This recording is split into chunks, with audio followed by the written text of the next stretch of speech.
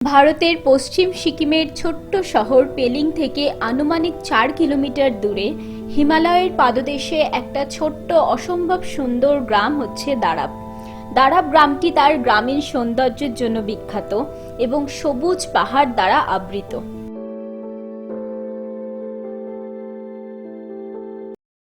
Hello everyone, total ট্রিপের একটা নতুন ব্লগে তোমাদের সকলকে স্বাগত জানিয়ে শুরু করছি আজকের ভিডিও। তো বন্ধুরা, আমি এখন আছি দারাব ভিলেজে। দারাব ভিলেজ আমি কিভাবে আসলাম, কোথা থেকে আমি গাড়িতে উঠেছি, কত খরচা, সম্পূর্ণ ডিটেলস এই ভিডিওতে দেওয়া থাকবে। তো ভিডিওটা পুরো এন্ড অবধি অবশ্যই দেখো। তোমরা দেখতেই পাচ্ছ আমি আছি এখন বাসের ভেতর। অ্যাকচুয়ালি আমি যাচ্ছি শিলিগুড়ি, আর আমি এবার অ্যাভেল করেছি শ্যামলী পরিবহনের স্লিপার বাস।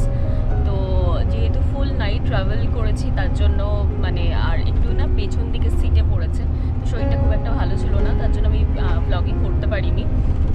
বাট এখন আমি টোটালি ফ্রেশ, ঘুমিয়ে উঠে একদম। এখন আমরা চলে যাচ্ছি দারাব ভিলেজে। তো ফার্স্ট অফ অল বলে দিই, যারা দারাব ভিলেজে আসতে চাও তারা কিভাবে আসবে। তোমরা যদি এনজেপি বা শিলিগুড়ি থেকে আসতে চাও তাহলে ওখান থেকে তোমরা শেয়ার ক্যাব পেয়ে যাবে, বা তোমরা চাইলে পার্সোনালিও কোনো গাড়ি বুক করে আসতে পারো।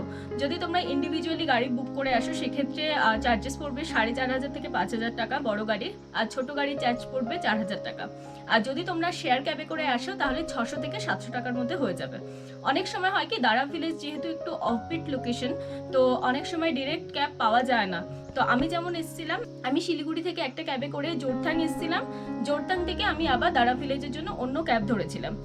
তো এরকম যেহেতু আমি ভাগ করে এসেছিলাম, আমার প্রথম ক্যাবের ভাড়া পড়েছিল 400 টাকা এবং তারপরের ক্যাবের ভাড়া পড়েছিল 300 টাকা। তো তোমরা চাইলে এইভাবেও আসতে পারো, বা চাইলে তোমরা শিলিগুড়ি থেকে ডিরেক্ট কোনো গাড়ি নিয়েও আসতে পারো। অনেক দিন ধরেই ইচ্ছে ছিল কোনো পাহাড়ি গ্রামে গিয়ে 2 দিন কাটানোর, কিন্তু সেরকম সময় সুযোগ কিছুই হয়ে উঠছিল না। তো ফাইনালি আমি আর আমার বন্ধু দুজনেই টাইম বার করতে পেরে চলে গেলাম এই দারাব ভিলেজে। এই গ্রামটির বিষয়ে যখন ইনফরমেশন গ্যাদার করছিলাম তখন নেটে এখানকার কিছু হোমস্টে সম্বন্ধে কিছু ভালো তথ্যও পেয়েছি, কিছু খারাপ তথ্যও পেয়েছি। তো যতক্ষণ না নিজেরা পার্সোনালি কিছু এক্সপিরিয়েন্স করতে পারি ততক্ষণ কিছু শেয়ার করা উচিত না। তাই নিজেরাই বেরিয়ে পড়লাম দেখার জন্য যে অ্যাকচুয়ালি গ্রামটা কেমন। তো এইবারের আমার সফর সঙ্গী মেক মাই ট্রিপ থেকে আমি সম্পূর্ণ বুকিংগুলো করেছি। হাতে খুব কম সময় থাকার জন্য এইবার আমি বাসে ট্রাভেল করছি, আর এইবারের আমার বাস পরিবহন সংস্থা হচ্ছে শ্যামলী পরিবহন। শ্যামলী পরিবহনের স্লিপার বাস আমি বুক করেছিলাম। খুব ভালোভাবে আরামে ঘুমিয়ে গেছি, কিন্তু সিটটা না একটু পেছনের দিকে পড়ে গেছিল, তার জন্য একটু জার্কিংটা ফিল হয়েছে, যেটা নর্মালি কোনোবার হয় না। বাট এইবার আমি বুঝতে পারলাম যে পেছন দিকে সিট নেওয়াটা খুব একটা উচিত না। তাই তোমাদেরকেও সাজেস্ট করব, যদি তোমরা স্লিপার বাস বুক করো তাহলে চেষ্টা করবে সামনের দিকে সিট নেওয়ার। তো তার জন্য খুব একটা বেরোনোর সময় ব্লগিং করতে পারিনি, বাসে উঠে আমার শরীরটা খুব একটা ভালো লাগছিল না, তার জন্য ভাবলাম যে নেমেই আমি ব্লগিংটা স্টার্ট করব। শ্যামলী পরিবহনের বাসটা যথেষ্ট পরিষ্কার ছিল, অন টাইম এসছে, এবং বাসের মধ্যে কি কি ফেসিলিটি ছিল সেটা তো তোমাদেরকে আমি দেখিয়ে দিলাম। মোবাইল চার্জিং ব্যবস্থা ছিল, ওরা জলের বটল প্রোভাইড করেছিল এবং ব্ল্যাঙ্কেটও প্রোভাইড করেছিল। এছাড়া বাসটা বিভিন্ন জায়গায় দাঁড়িয়ে যখন তোমাদের রাত্রে ডিনার করার টাইম, সেই টাইমটুকু তারা প্রোভাইড করে, এবং ওয়াশরুমের জন্য তারা যথেষ্ট টাইম দেয়। তো আশা করি তোমাদের কারোর কোনো প্রবলেম হবে না। আর এই বাসের ভাড়া আমার পড়েছিল 1750 টাকা করে। তো এবার আমি বলে দিই যে কোন হোমস্টে আমরা বুক করেছিলাম। আমরা বুক করেছিলাম দারাগাঁও রিট্রিট। দারাগাঁও রিট্রিট সম্বন্ধে আমি ইন্টারনেটে ভালো ইনফরমেশনও পেয়েছিলাম, খারাপ ইনফরমেশনও পেয়েছিলাম, যে ওনারের বিহেভিয়ার খুব একটা ভালো না। কিন্তু আমি ভেবেছিলাম যে অ্যাটলিস্ট গিয়ে দেখা যাক যে কীরকম। তো প্রথম দিনের এক্সপিরিয়েন্সটা বেশ ভালো ছিল, কিন্তু সেকেন্ড দিনের এক্সপিরিয়েন্স আমাদের একদমই ভালো ছিল না। এই ব্লগের শেষের দিকে তোমরা সেটা জানতেই পারবে যে কেন ভালো ছিল না। আমি সম্পূর্ণ তথ্য শেয়ার করব যাতে এই রকম প্রবলেম আর কারোর সাথে না হয়। আমার বন্ধু রিচি যেহেতু বাংলাদেশ থেকে আসছে, তো তার জন্য ওর পৌঁছানোর কথা ছিল 8 তারিখে, আর আমার পৌঁছানোর কথা ছিল 9 তারিখে। ঠিক সেই রকম শিডিউল অনুযায়ী আমরা পৌঁছালাম। বাট পৌঁছানোর আগের কিছু ইনফরমেশন তোমাদের সাথে শেয়ার করছি। রিচিকে বলা হয়েছিল যে পেলিং থেকে খুব একটা বেশি ডিস্টেন্স না, 3-4 ঘন্টার মধ্যে পৌঁছে যাবে। সেখানে ওর পৌঁছাতে টাইম লেগেছিল অলমোস্ট 7 আওয়ার্স। কিভাবে এত টাইম লাগলো, সত্যি ডিস্টেন্সটা কিন্তু অত বেশি না। বাট উনি যে ক্যাব ড্রাইভারের নাম্বার দিয়েছিলেন, শেয়ার ক্যাবের, সেই ড্রাইভার প্রত্যেকটা ওখানে যে হোমস্টে আছে, প্রত্যেকটা হোটেল আছে, সেখানকার জন্য প্রচুর জিনিসপত্র গাড়িতে তুলে তারপরে ওখানে নামাতে নামাতে এসছিল। তো যেটা 4 ঘন্টার রাস্তা সেটা 7 ঘন্টা টাইম লেগেছে পৌঁছানোর জন্য। তো অবভিয়াসলি এতটা জার্নি করার পর মানে পুরো বিধ্বস্ত অবস্থায় হোমস্টেতে পৌঁছলো ও রাত অলমোস্ট তখন 8:30 থেকে 9টা।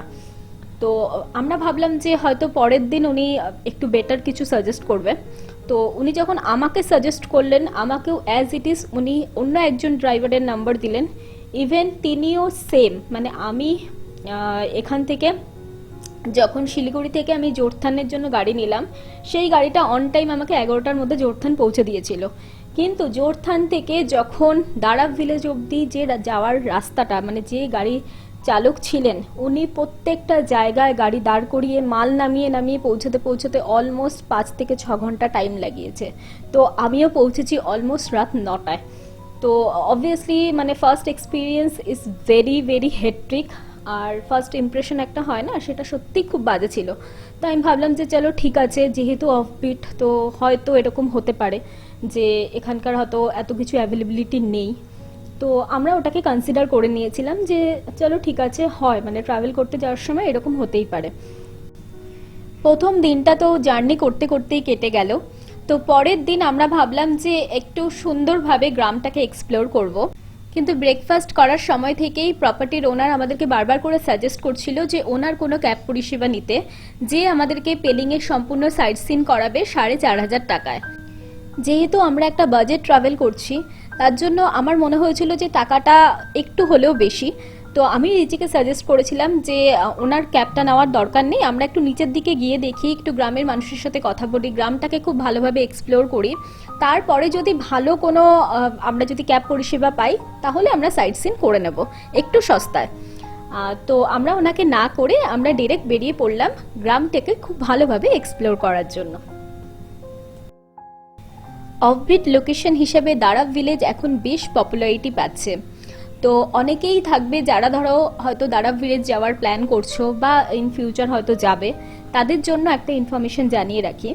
শিলিগুড়ি থেকে দারাব ভিলেজ অবধি ডিরেক্ট গাড়ি খুব কম পাওয়া যায়, কারণ যেহেতু এটা সম্পূর্ণ অফবিট তো কয়েকটা পার্টিকুলার টাইমেই কিছু গাড়ি ছাড়ে।